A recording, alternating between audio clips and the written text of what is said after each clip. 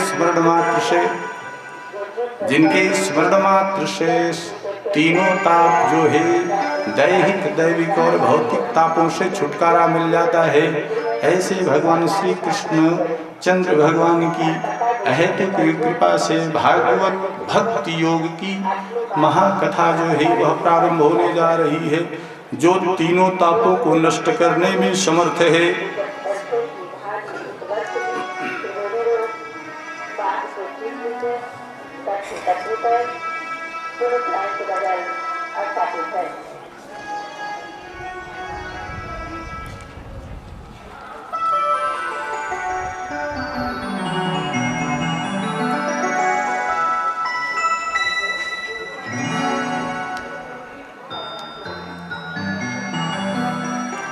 कहते हैं कि कल की कथा में वेदव्यास जी को अपरितोष होता है तो नारद जी अपने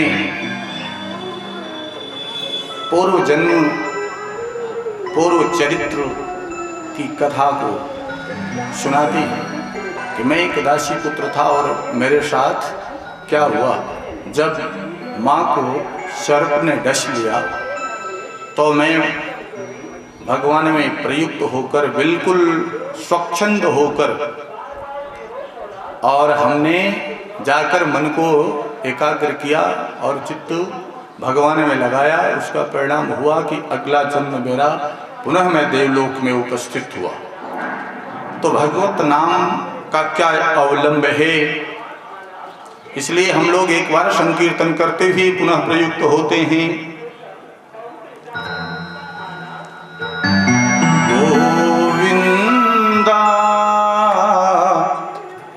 गोपाला मुरली मनोहर नंद लाला, जय हो गोविंदा।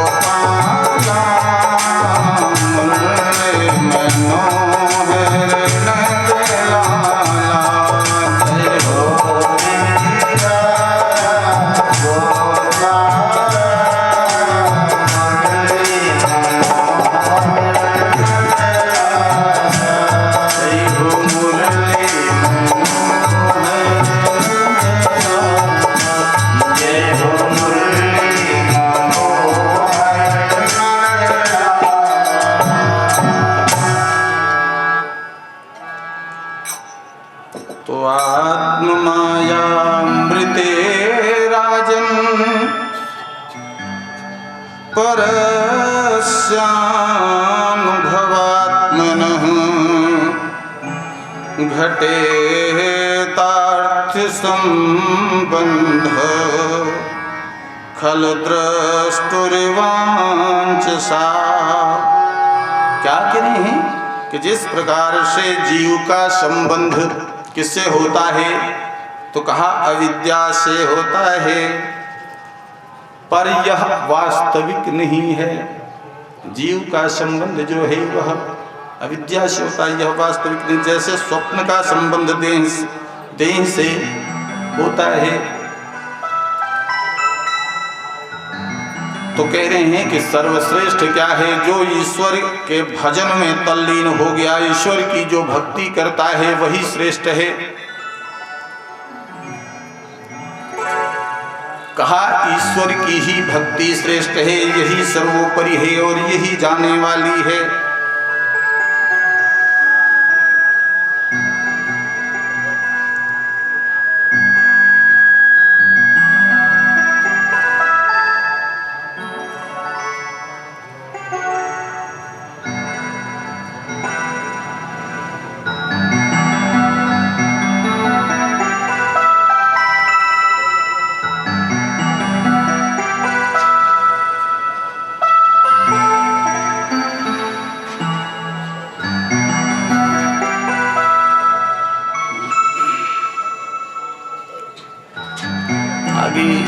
कथा में अब थोड़ा सा लघु रूप में कथा को आगे कहते हुए हम लोग आगे को बढ़ेंगे, इसलिए कि 7 दिन ही है शेष, बाकी तो आगे थोड़ा थोड़ा स्पर्श करते हुए प्रणाम करते हुए आगे बढ़ेंगे।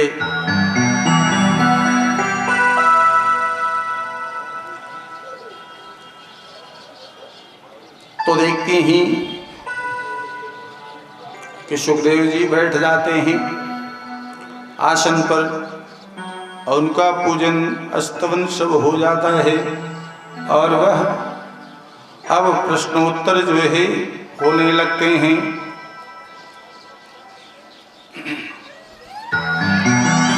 एक बार की घटना है कि महाभारत का युद्ध चल रहा था, दोनों तरफ की सेनाएं आमने सामने खड़ी हैं। अब महाराज देखना ये था कि इसमें कुछ इस तरफ से लोग, कुछ उस तरफ से लोग, जो जिनके सुहृद थे, जो जिनके प्रेमी थे, वो उसकी तरफ हो जाते हैं और महाभीषण संग्राम जो है वह होने लगता है। तो एक दिन की घटना है कि उस घटना में क्या हुआ कि देखे कि कौरवों की सेना जो है वह लगातार निरंतर मारी जा रही है। तो यह देखते हुए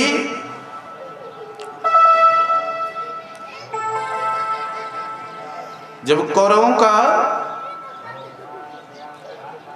विनाश हो जाता है और मूर्छित होकर के दुर्योधन रण क्षेत्र में पड़ा हुआ होता है, तभी अश्वत्थामा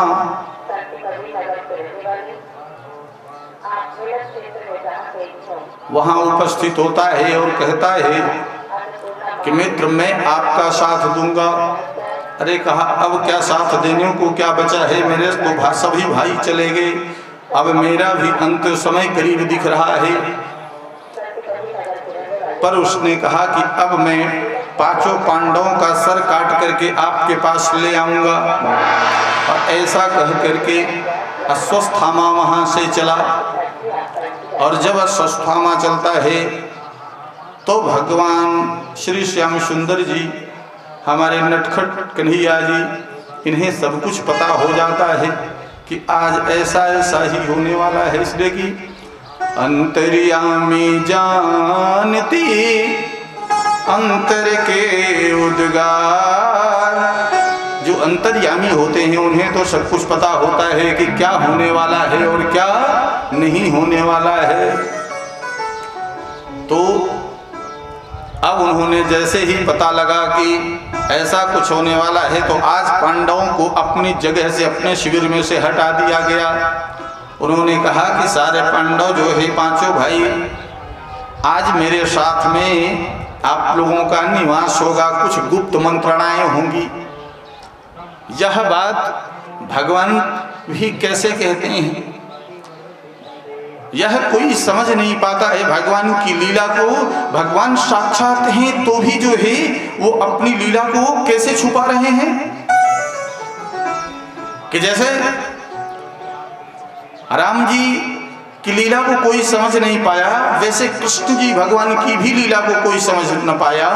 तो कहते हैं कि यह मरमूलक्षी मनहु न, यह मरमूलक्ष मनहु न जाना, जो कछु रचित रचो भगवाना। कह रहे हैं कि जो भगवान ने जो कुछ भी लीला करते हैं तो किसी को कानो कान खबर नहीं होती।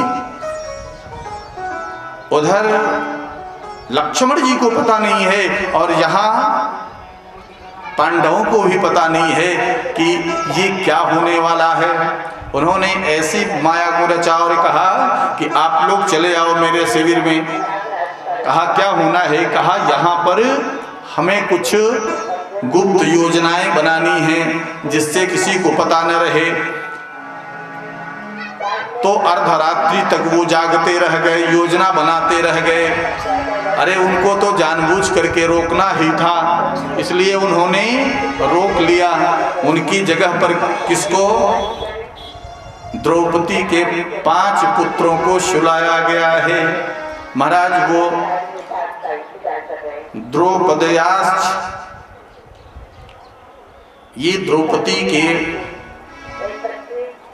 5 पुत्र वहां पर सोए हुए हैं सुप्त अवस्था में, और सोए हुए हैं। ठीक उसी समय अश्वस्थामा जो है शिविर को तलवार से कपड़े के शिविर रहे होंगे और उसको चीरते हुए अंदर में प्रवेश किया। और कैसे किया कि तलवार खड्ग से सबके सर काट दिए और काट करके लेकर के वहां से चला गया। अब तो जब दुर्योधन के पास पहुंचता है और कहता है कि देख लो मैंने मित्रता निभाई है, और दुर्योधन ने जैसे देखा एक को दबाया, उसके हाथ में आ गया तो वह समझ गया। अरे कहा, अरे नालायक ये तुमने क्या कर दिया, कौरवों का तो नाश हो ही गया था, तूने तो पांडवों का भी नाश कर दिया। ये तो लगता है ये पांडव हो ही नहीं सकते हैं। अरे भीम का इतना बड़ा जो है कपार है, इतना बड़ा सर है, वो कैसे हमारे हाथ में आकर के एक हाथ से चकनाचूर कैसे हो गया, ऐसा हो ही नहीं सकता। इधर द्रौपदी जी जो है विलाप करती हैं, जैसे सुबह ब्रह्म मुहूर्त में जाकर अपने बच्चों को आज बुलाती हैं, क्योंकि उनके बच्चे नहीं उठ रहे हैं। तो उन्हें लगा करे अगर समय पर कोई नहीं उठता है तो क्या होता है, माँ या गार्जियंस लोग जाकर के जगाते हैं। तो गए, उन्होंने जगाया और कहा, अरे देखा तो वहां रक्त ही रक्त दिखाई दिया। घबरा गई और द्रौपदी दौड़ती हुई भगवान श्री कृष्ण के पास जाती हैं और कहती हैं कि देखो अनर्थ हो गया, ये क्या हो गया केशव, हे माधव ये क्या हो गया, मेरे सुप्त पुत्रों ने किसी का क्या बिगाड़ा था, आज ऐसा कैसे हो सकता है। और रोने लगती हैं, विलाप करने लगती हैं कि माता शिशु नाम निधिनं सुतानां निशम्य घोरं परितप्यमानम्। और ऐसा कहती हुई वो खूब जोर जोर से विलाप करने लगती हैं कि मेरे पुत्रों ने किसी का क्या बिगाड़ा था। अरे अभी तो ये किशोरावस्था में ये बाहुबली हो ही रहे थे कि तब तक जो है अब कौन आ गया ऐसा अत्याचारी जो कि बालक का वध कर सकता है। देखो ये बालघातनी जो होते हैं, बालघाती, इनका जो है पाप और अपराध क्षम्य नहीं होता है। यह नंबर 1 के अपराधी होते हैं, इसलिए कभी भी बालक का वध नहीं किया जा सकता, इसलिए कि वह अबोध होता है। अब तो सारे पांडव वहां इकट्ठे हो जाते हैं, पर देखते देखते क्या होता है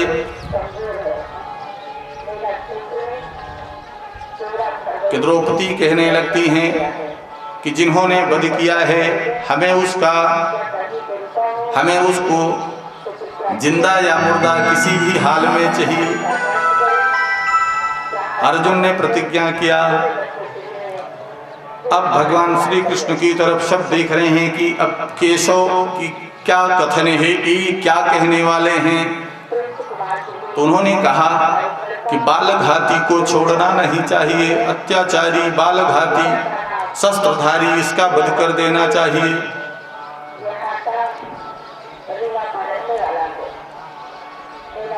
पर ब्राह्मण हो उसका वध कभी नहीं करना चाहिए। क्या भाव है कि बालघाती अत्याचारी उसे छोड़ना नहीं चाहिए, शस्त्रधारी हो और ब्राह्मण हो तो उसको छूना नहीं चाहिए। कहा वो चाहे जितना बड़ा अपराध कर दे, कहा हाँ महाराज वो कितना भी बड़ा अपराधी क्यों न हो, पर उसे कभी दंड नहीं देना चाहिए इस प्रकार का हत्या का। वाच चाह सुन्तस्य बंधनानयनम सती मुच्यता मुच्यतामेष ब्राह्मणो नितिरा गुरु। और जाकर के अश्वत्थामा को पकड़ ले आए, और जैसे ही अश्वत्थामा को भीम जो है झपट मार करके दौड़े मारने के लिए, और एक तरफ से अर्जुन दौड़े मारने के लिए, वैसे ही बीच बचाव में अब देखा कि अभी तक तो पता ही नहीं था कि अश्वत्थामा ने वध किया है। अब जाकर द्रौपदी आगे खड़ी हो गई। जैसे ही उनको पता लगा करे ये तो गुरुपुत्र है, दौड़ कर एक हाथ से भीम को रोकती हैं और दूसरे हाथ से अर्जुन को रोकती हैं। अरे छोड़ दो इसे, छोड़ दो इसे, यह तो गुरुपुत्र है, यह सर्वथा इसे मत मारो। अरे इसकी माँ ने क्या बिगाड़ा है, हमारा तो जो होना था वो हो ही गया। एक माँ यहाँ दुखी है तो दूसरी माँ वहाँ दुखी होगी, इसलिए माँ की ममता को द्रौपदी जी समझती हैं और उसे क्षमा करवा देती हैं। लेकिन इतने पर भी जो अत्याचारी होते हैं वो कैसे होते हैं, वो मानते नहीं हैं, बिना दंड के पाए वो मान नहीं सकते।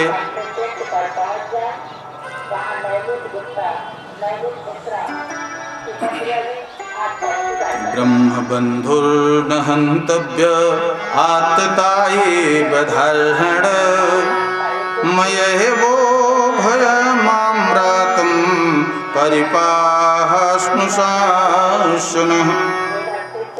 तो कहते हैं कि आतताई हो, ब्रह्मघाती हो, इसका बालघाती हो, इसका वध करना चाहिए, और ब्राह्मण हो तो उसको क्षमा करना चाहिए। पर वहां पर वो बचा देती हैं, और यह पुनः एक दंड ब्राह्मण का होता है, उसे दिया जाना चाहिए। वो क्या है, उसे लज्जित अपमानित करके ही छोड़ देना चाहिए। चाहे जितना बड़ा वो अपराध किया हो, पर उसकी हत्या जो है वह नहीं करनी चाहिए, उसे यहाँ पर छोड़ देना चाहिए। लेकिन फिर कहते हैं कि उसे लज्जित कैसे किया, तो भगवान ने इशारा किया कि इसके अंदर मड़ी है मस्तिष्क के भाग में, उसको निकाल लो। तो अर्जुन ने पकड़ करके गले को पकड़ा, उन्होंने चीड़ा को लगाया तलवार से और खड्ग से जो है उसको निकाल लिया और वह तेजहीन हो गया, वह तेजहीन हो गया।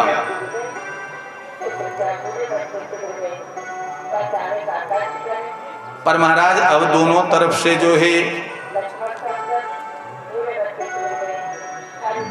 पर यह आतताई इसके बावजूद भी नहीं माना। अब यह क्या करता है कि इसके पास जो अस्त्र शस्त्र हैं, बड़े बड़े ब्रह्मास्त्र, अब उनका प्रयोग के लिए एक अचूक अस्त्र था जो ब्रह्मास्त्र कहा जाता है, वह ब्रह्मास्त्र को छोड़ने के लिए और आगे बढ़ता है। तो छोड़ ही दिया तब तक में। अब यह ब्रह्मास्त्र छोड़ दिया तो ब्रह्मास्त्र यह एक ऐसा शस्त्र है कि वह शस्त्र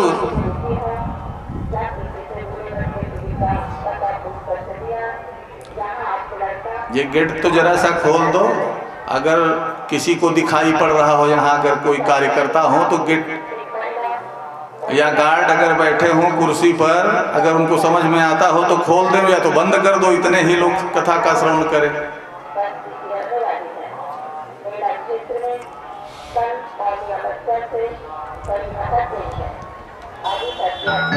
तो ये ब्रह्मास्त्र जो है,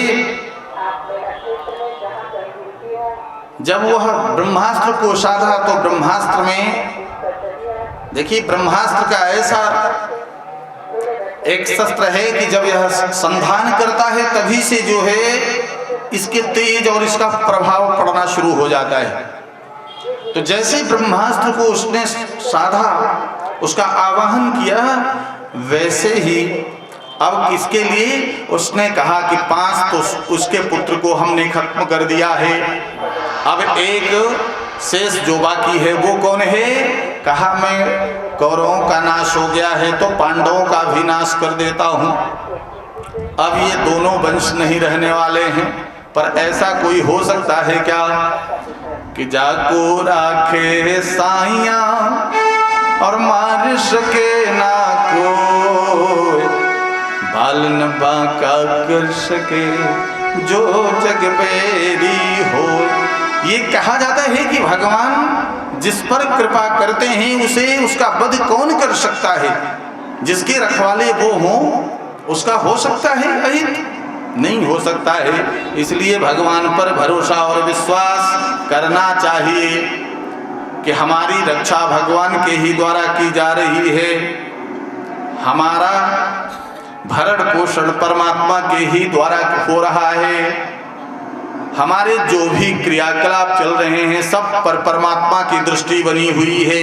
इसलिए मनुष्य को सावधान होकर के परमात्मा की शरण को गहे रहना चाहिए, अन्यत्र किसी की शरण की आशा छोड़ देनी चाहिए। तो कहा जिसके रखवाले वो हैं, अब उसे क्या परेशानी होगी? तो साधा कैसे?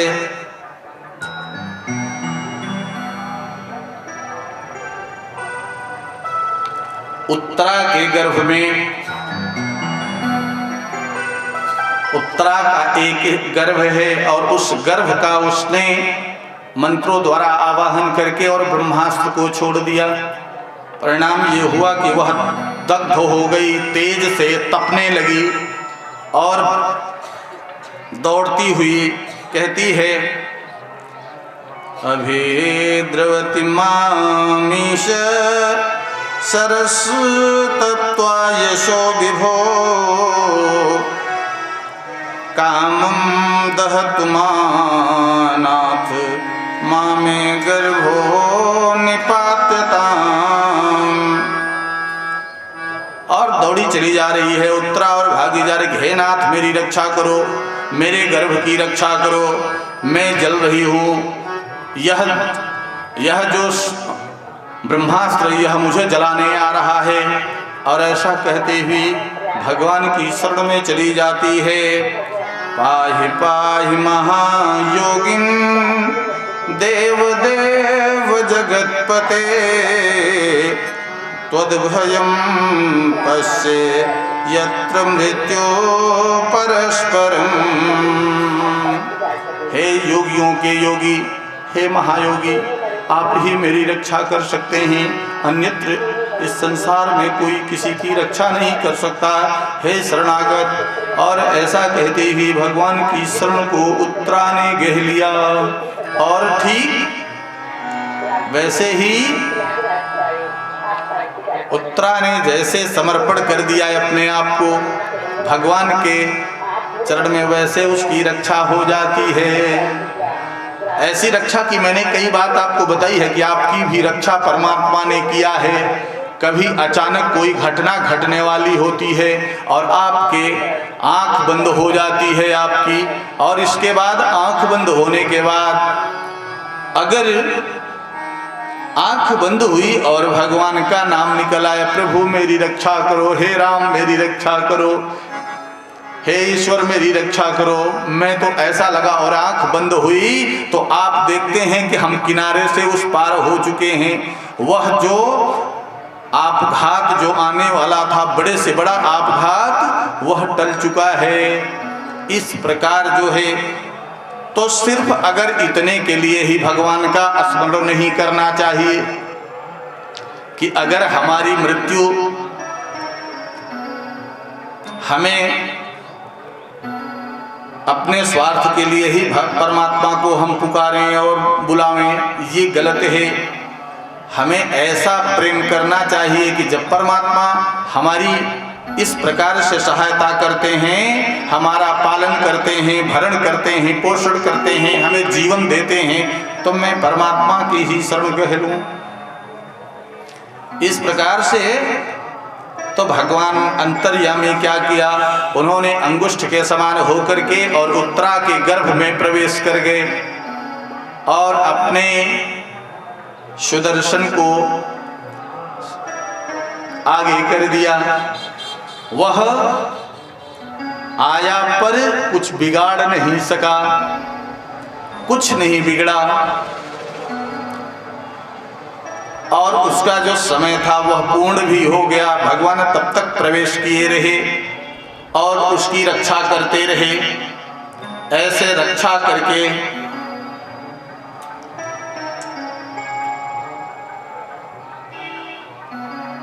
तो कहा ये कौन है, तो वही उत्तरा के गर्भ से बाद में जन्म लेते हैं, उन्हीं का नाम है परीक्षित। महाराज ये परीक्षित कौन है, कहा ये वही हैं। अभी सुखदेव जी का आपने कल सुना, आज परीक्षित का भी थोड़ा सा परिचय हो गया। तो कहा ये वही परीक्षित हैं जिसकी रक्षा परमात्मा के द्वारा हुई हो, उसे कहा जाता है परीक्षित। परमात्मा ने स्वतः रक्षा किया था, इसलिए इनका नाम हो गया परीक्षित।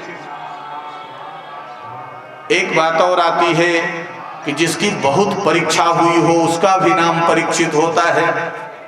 तो ये इनकी भी बड़ी परीक्षाएं भी हुई हैं, तो ऐसा भी कहा जा सकता है कि इसलिए भी नाम हुआ परीक्षित।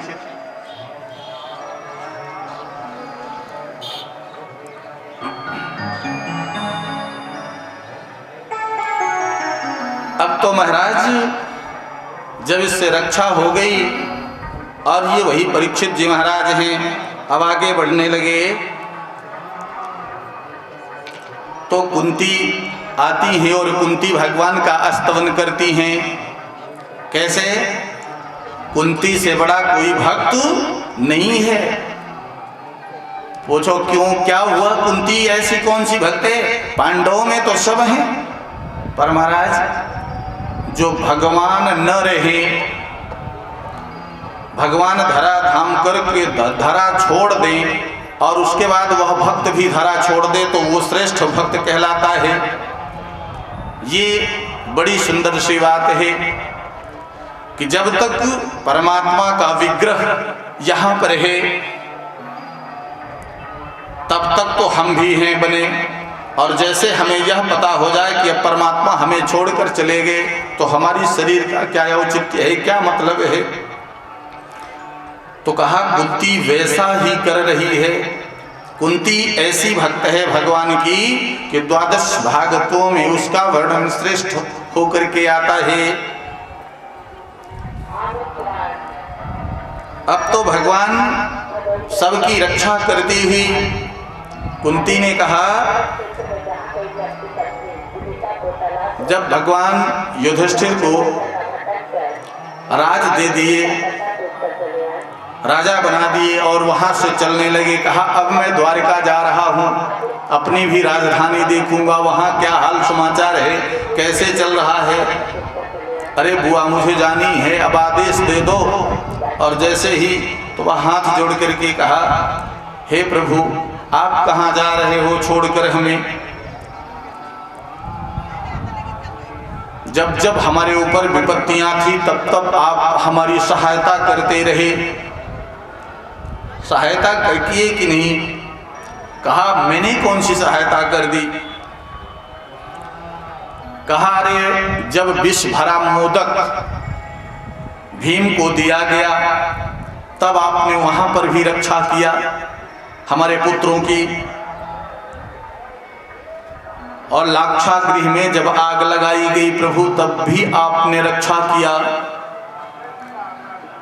वन में हिडिंब आदि राक्षसों से भी हमारे पांडव पुत्रों की रक्षा की गई। अरे द्यूत सभा में जब हमारी बहुरानी का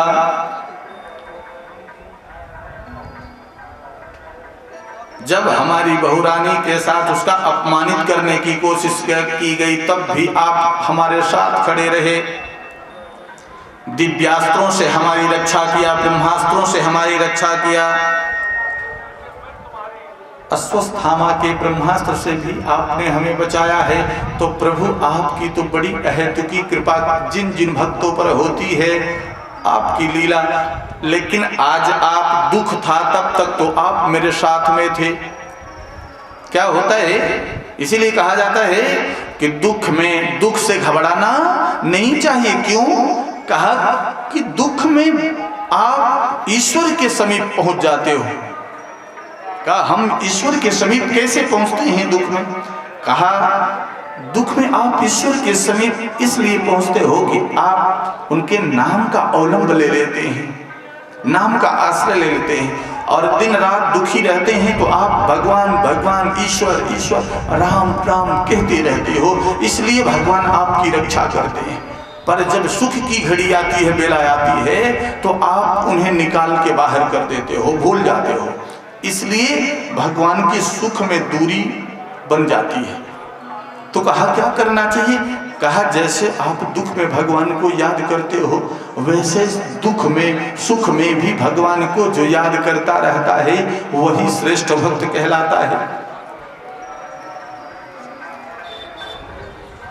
दुख में सुमिरन सब करे, सुख में करे न कोई, और जो सुख में सुमिरन करे काहू को दुख होए। तो महाराज अगर हम सुख में सुमिरन किए रहें तो वो दुख की नौबत ही, वो घड़ी ही नहीं आएगी, पर हम ऐसा करते नहीं हैं। तब वो हाथ जोड़ कर कहती हैं कि हे जगत के गुरु, हे जगत के मालिक, आप हमें छोड़कर मत जाओ। विपदः सन्तु न शश्वतत्र तत्र जगत गुरो, भवतो दर्शनम यस्याद् पुनर्भो दर्शनम।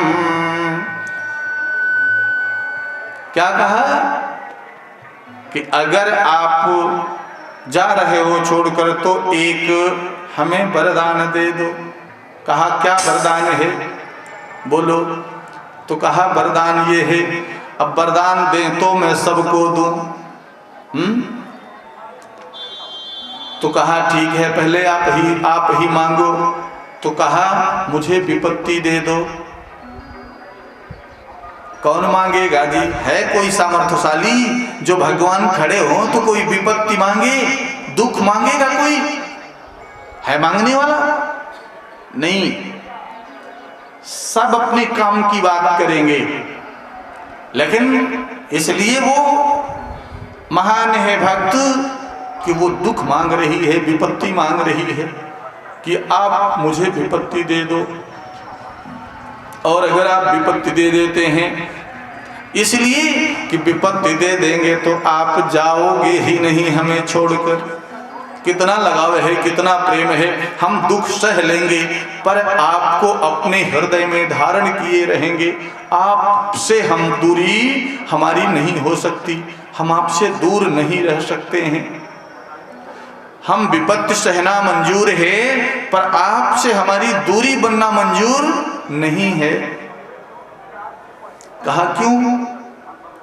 अब भगवान उसी दिल को देख रहे हैं कि यह कितना जो है, इसका दिल कितना साफ है, कितना अच्छा है। इसीलिए कहा जाता है कि दिल दो एक को, वह भी किसी नेक को।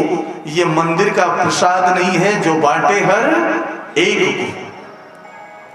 एक ही तो दिल है, तो जब परमात्मा को दे दिया तब अब वह किसी और को देने की बात ही नहीं रह गई। महाराज, जब परमात्मा में जिसका हृदय, जिसका मन, जिसकी बुद्धि, जिसका चित्त, जिसका दिल ये लग गया ईश्वर में, अब वह तो धन्य धन्य हो जाता है। कुंती ने ये मांगा पर भगवान और भी बड़े खिलाड़ी हैं। नटवरलाल हमारे बाके बिहारी, वो क्या कह रहे हैं? अच्छा ठीक है, सब लोग मांग ले, पांचों पांडव भी मांग ले, द्रौपदी तू भी मांग ले, सुभद्रा अपनी बहन को कह रहे हैं कि तू भी मांग ले, जिसको जो मांगना है वो मांग ले, अब मैं सबको दे के जाऊंगा। अब भगवान सबको देने के लिए, अब कुंती तो बड़े धर्म संकट में पड़ गए कि सबको देने जा रहे हैं। तो पहले द्रौपदी से कहा कि आप मांगो।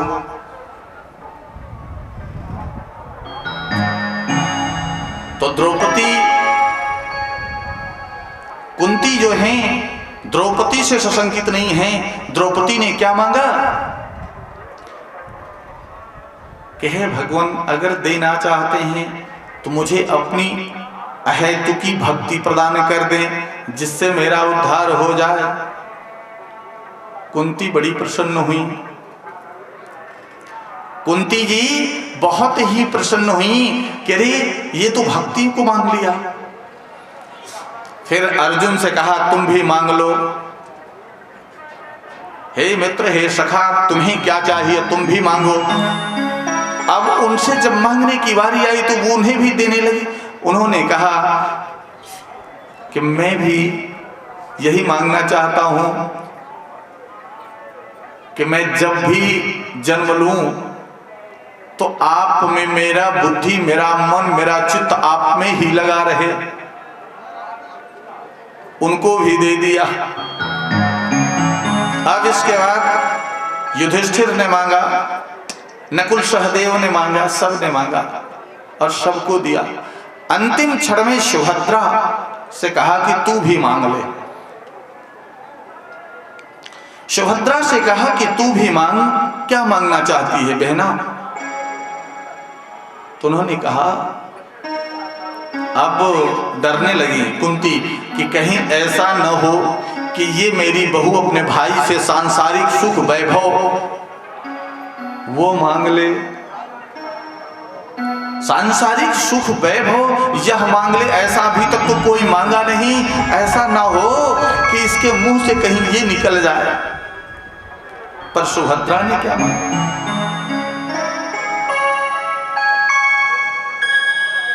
सुभद्रा ने वही मांगा।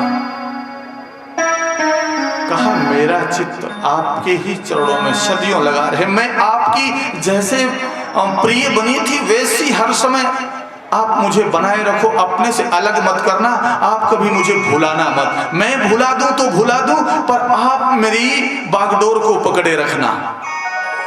मैं भूल जाऊं तो भूल जाऊं, पर हे भगवान, हे मेरे भाई, आप मुझे मत छोड़ना। मैं हाथ छोड़ दूं तो छोड़ दूं, पर आप मत छोड़ना। कुंती धन्य धन्य हो गई। कहा मेरे जितने भी पुत्र हैं वो कोई भी संसार की विषय सुख वासना इसका नहीं मांगिए। तो परमात्मा से अगर जब भी मांगो, क्या मांगना चाहिए?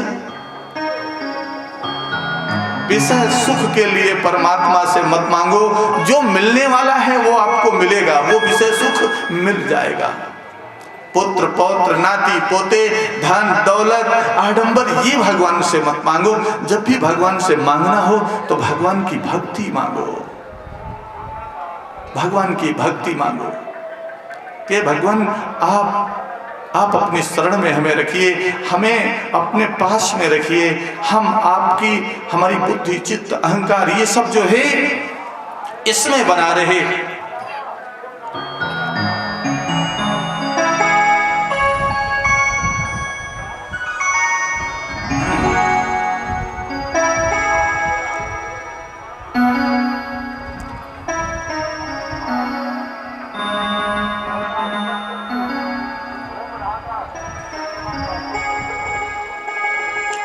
अब भगवान ऐसा कहते हुए वहां से सबको आशीर्वाद देते हुए वहां से चले गए। कहाँ गए?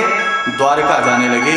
अब द्वारका के लिए उन्होंने सांत्वना दिया अपनी बुआ को कि मैं वापस आऊंगा, क्योंकि मैं कहाँ जाता हूँ, मैं तो सदैव भक्तों के ही साथ में रहा करता हूँ। भगवान ने ऐसा वचन दिया कि मैं तो सदा भक्तों के ही साथ में रहता हूँ, इसलिए आप बिल्कुल चिंता मत करना बुआ, मैं जब आप मुझे याद करोगी मैं आ जाऊंगा। ऐसा कह करके भगवान ने विदा लिया और भगवान का रास्ते में स्वागत होते चले जा रहे हैं। लोग स्वागत कर रहे हैं। स्वागतम कृष्णा शरणागतम कृष्णा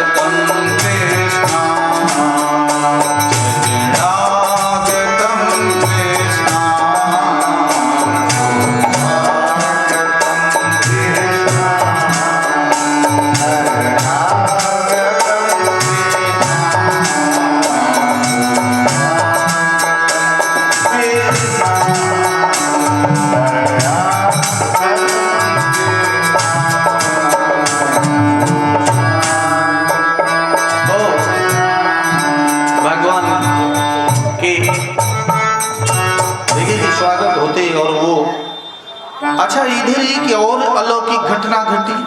वो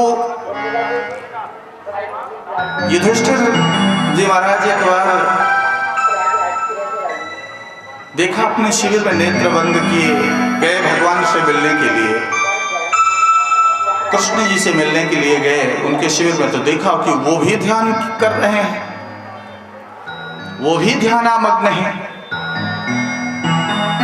अब तो उन्हें बड़ा आश्चर्य हुआ कि अब तक तो मैंने देखा कि इन्होंने विराट स्वरूप का अर्जुन को दर्शन दिया, हम सबको पांडवों की रक्षा की, ये तो साक्षात नारायण है, यह तो हमें अब ज्ञात हो गया है, लेकिन अब ये किसका ध्यान कर रहे हैं? क्या इनसे भी बड़ा कोई और भगवान है क्या? ये कौतूहल बना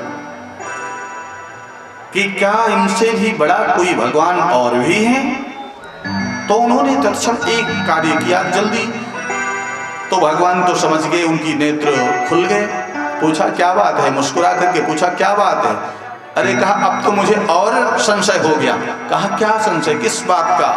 कहा संशय ये है भगवान कि आप किसका ध्यान कर रहे हो, आप किसके ध्यान में डूबे हुए हो?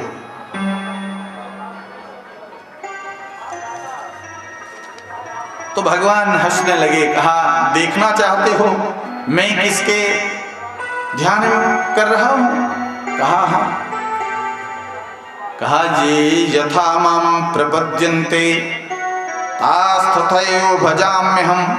तो कह रहे हैं कि जो मुझे भजता है मैं उसे भजता हूं, जो मेरा ध्यान करता है मैं उसका ध्यान करता हूं। कनेक्शन तभी होता है, जुड़ाव तभी होता है कि जब आप ध्यान करते हो। इसीलिए कहता हूं कि आप एक घड़ी पुनियाद घड़ी यादों में कछुआद, तुलसी संगत साधु की कटाई कोटि अपराध। एक घड़ी तो जरूर बैठो, एक घड़ी 24 मिनट, 24 मिनट तो आप अपने भगवान में ध्यान को लगाओ, अपने राम नाम में लगाओ, इतना तो कर सकते हो।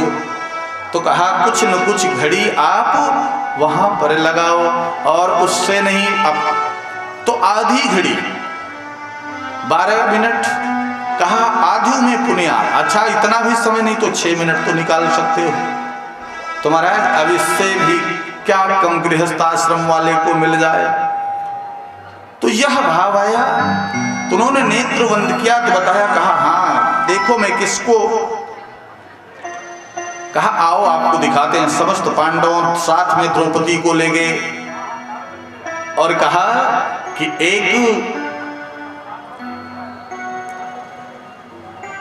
कुशल धर्मात्मा यहाँ पृथ्वी से जाने वाला है। कहा वो कौन है? कहा वो आपके पितामह हैं और मैं उन्हीं का ध्यान कर रहा था। कहा वो बाणों की सैया पर पड़े हैं, वह बाण सैया पर पड़े हुए हैं युद्ध भूमि में। चलो आओ चल करके दिखाते हैं। अब तो सब वहां से चल पड़े।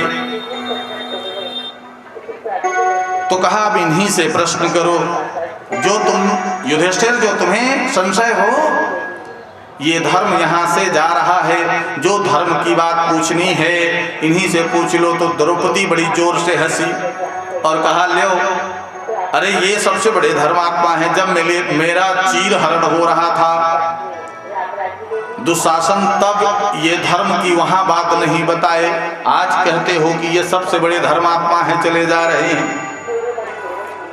तब पितामह जो है करुण भाव में कहने लगे। कहा वही नहीं बोले थे, वही तो अशुद्ध रक्त जो है हमारे शरीर से वह बाहर निकल रहा है चुभ चुभ करके।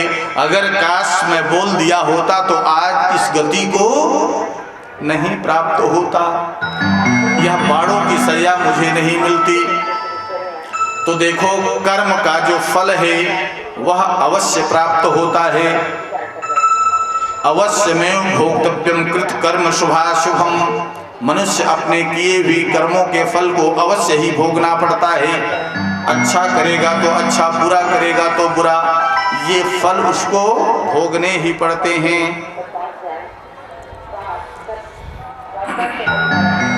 एक बार युधिष्ठिर को युद्ध के दौरान यह पता होता है कि मैंने बड़ा अपराध कर दिया, मैंने अपने दादा चाचा काका मामा पता नहीं किन किन का मैं हत्यारा हूं। और इससे वो बड़े शोक संतप्त हो गए और शोक में ऐसे डूब गए कि वो गद्दी संभालने के लायक नहीं रहे।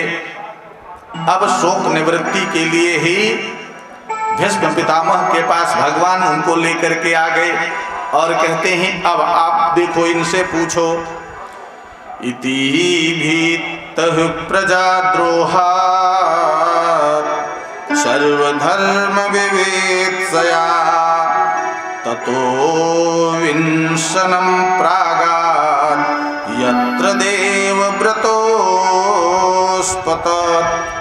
क्या कह रहे हैं कि इस प्रकार प्रजा का नाश करने से भयभीत युधिष्ठिर सब धर्मों की जानने की इच्छा से, सभी धर्मों को जानने की इच्छा से कुरुक्षेत्र में गए, जहां पर वो सरसैया पर पितामह जी पड़े हुए थे।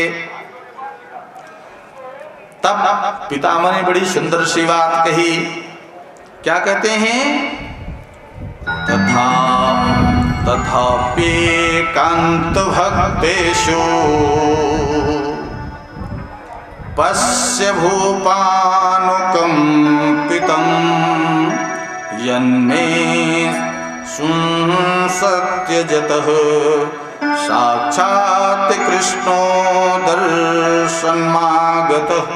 क्या करेंगे हे राजन, इनके जो अनन्य भक्त हैं भगवान के, युधिष्ठिर से कह रहे हैं कि हे राजन सुनो, जो इनके अनन्य भक्त हैं उन पर इनकी कैसी कृपा रहती है, यह प्रत्यक्ष देखो। मेरे प्राण त्याग के समय ये स्वतः दर्शन देने चले आए हैं। ये जान गए कि हमारा भक्त जो है इस धराधाम को छोड़ करके जाने वाला है, इसलिए ये यहाँ पर आकर के विराजमान हो गए, खड़े हो गए हैं हमें कृतार्थ करने के लिए। तो ये भगवान का है। भगवान अपने भक्तों को हर समय राम क्या है, गोस्वामी जी ने बड़ा सुंदर भाव लिखा कि राम सदा सेवक रुचि राखे, राम सदा सेवक रुचि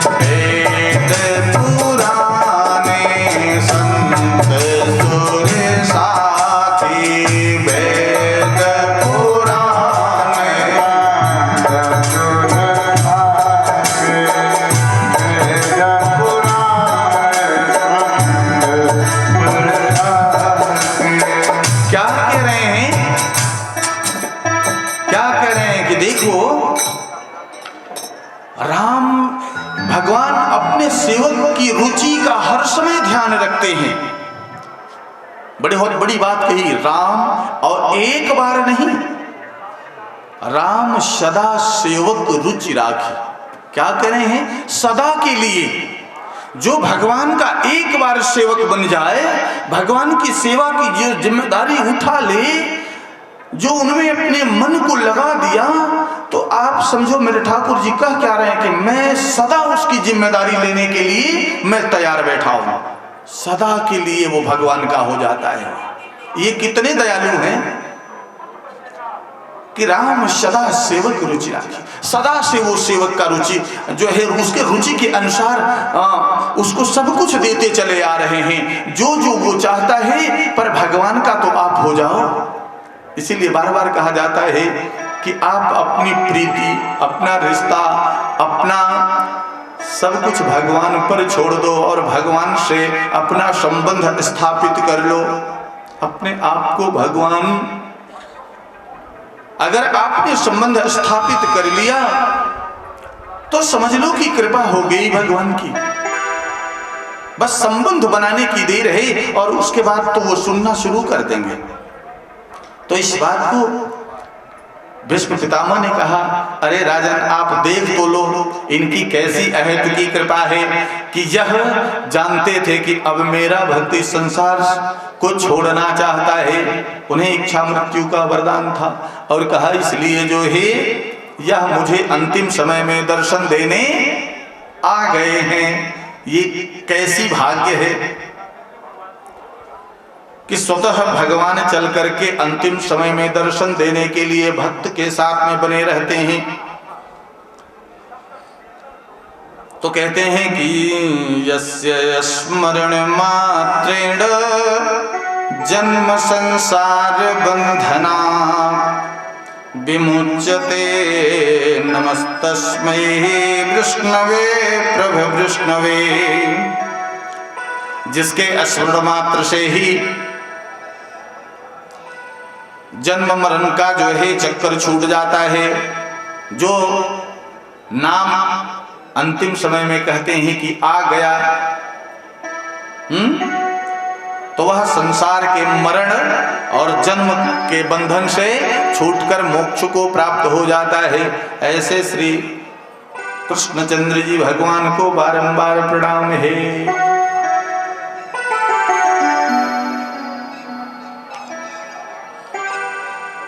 तब भगवान जो है युधिष्ठिर को समझाते हैं कि हे राजन, आप अपने को कर्ता मानकर क्यों शोकाकुल हो रहे हो? कर्ता आप अपने आप को मानो ही मत। भागवत इच्छा के बिना जब एक पत्ता नहीं हिल सकता है, तब कर्ता आप कैसे बन रहे हो? जब सब कुछ भगवान की ही इच्छा से होता है, तो आप कौन होते हो कर्ता बनने वाले? आपने किया। ये भगवान की महाभारत युद्ध हुआ है, आप इसमें शोकाकुल बिल्कुल मत होइए। इसलिए कहा जाता है कि कभी कोई पिता जब जाता है संसार से तो पुत्र बड़ा मोहित हो जाता है और दुखी हो जाता है, पर ऐसा होना नहीं चाहिए। जानते हैं कि यह संसार सागर है, ये भव सागर है, यहाँ जन्म और मरण ये लगा ही रहेगा। तो एक चीज यहाँ कर लो, क्या? भजन करो दिन रात। बस एक बात पकड़ो, भगवान के नाम का स्मरण करो दिन रात, अहर्निशः दिनों रात, इसको मत छोड़ो। तो कहा राजन, आप कर्ता मत मानो। अगर आप कर्ता नहीं मानोगे तो आपको पाप भी लगने वाला नहीं है।